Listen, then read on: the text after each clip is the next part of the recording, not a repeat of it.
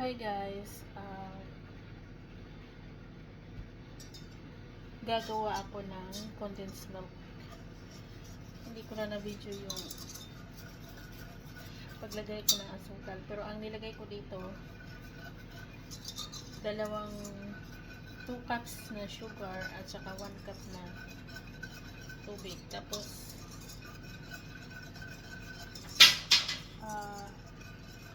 nilagay ko siya sa apoy, tapos patutunawin lang natin yung asukal hanggang sa mag-clear na yung tubig, yung tunaw na yung asukal. Homemade condensed milk.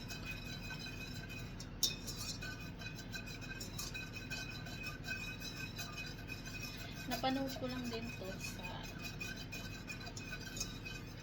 YouTube. Try kong gayahin. Kasi dito, hindi sila mahilig bumili ng condensed. Tapos, parang nakakamiss yung condensed milk. Kaya gawa na lang ako ng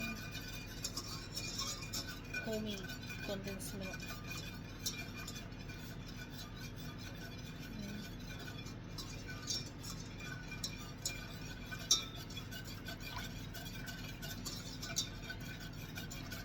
Ano lang,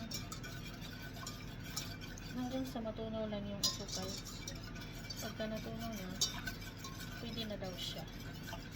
Ganun lang yung instruction na sinabi.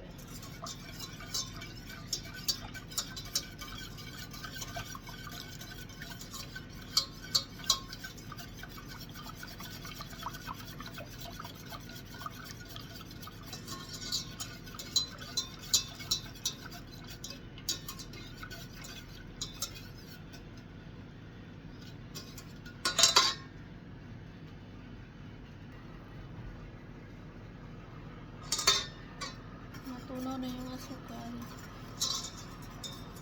Pwede na natin patayin.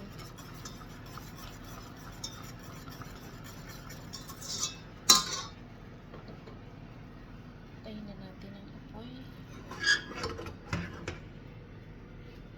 So, ayan. Tunaw na yung asukal.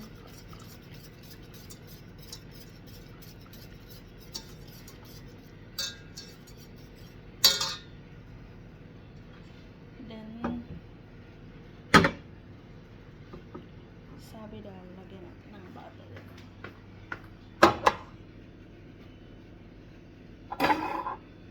Nalagyan natin ng butter.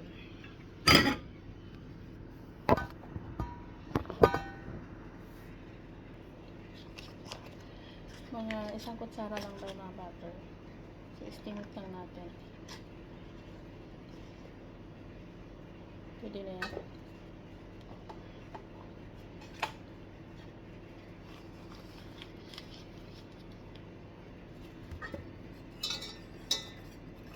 Papunawin lang natin guys yung butter.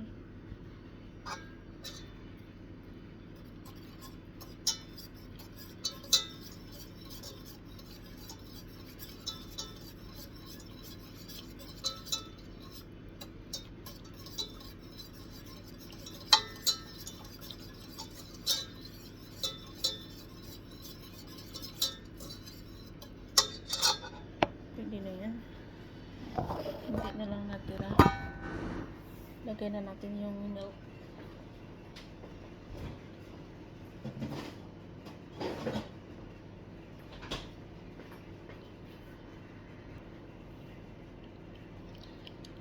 Two cups of milk. Ito yung unang cup. Unti-unti na natin ilagay.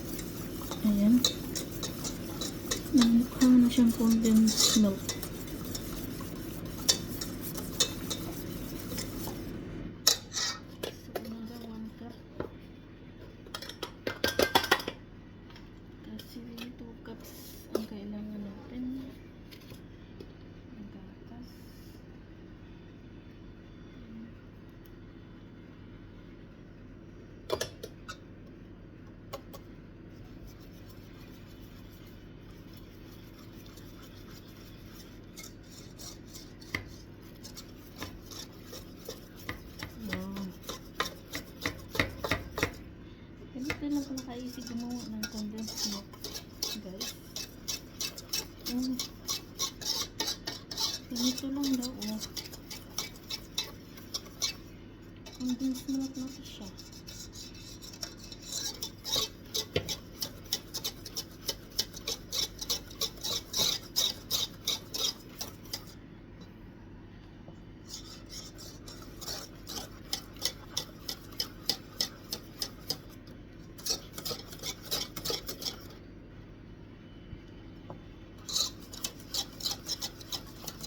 Condensed milk na. May condensed milk na tayo. Very easy na pala eh. Pwede mo na itong gamitin sa salad. Palamang sa tinapay.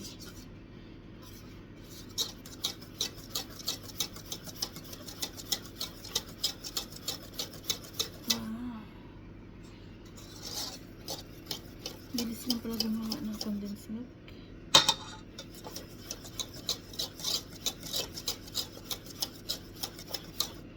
Mas mura pa to guys kaysa bumili ka ng ano, nakalata na. Bili ka sa supermarket. Gumawa ka na lang ng sarili mo. Tipid pa.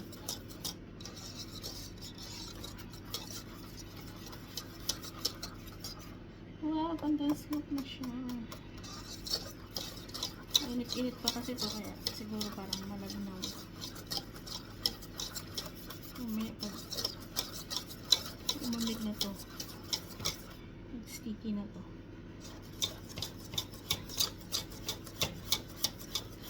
And that's it for today.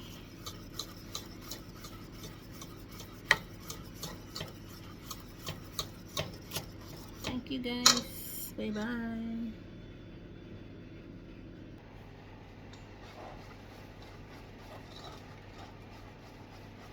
Nagmukhang condense na talaga siya guys. Ayan oh. Salin natin sa bote. Yummy, yummy, yummy. In my tummy.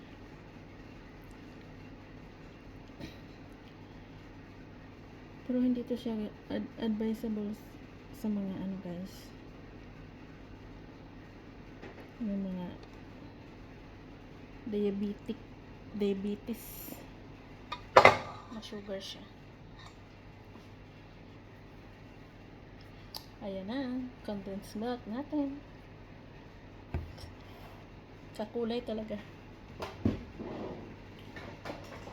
Very masarap siya. Condensed talaga siya, yung lasa.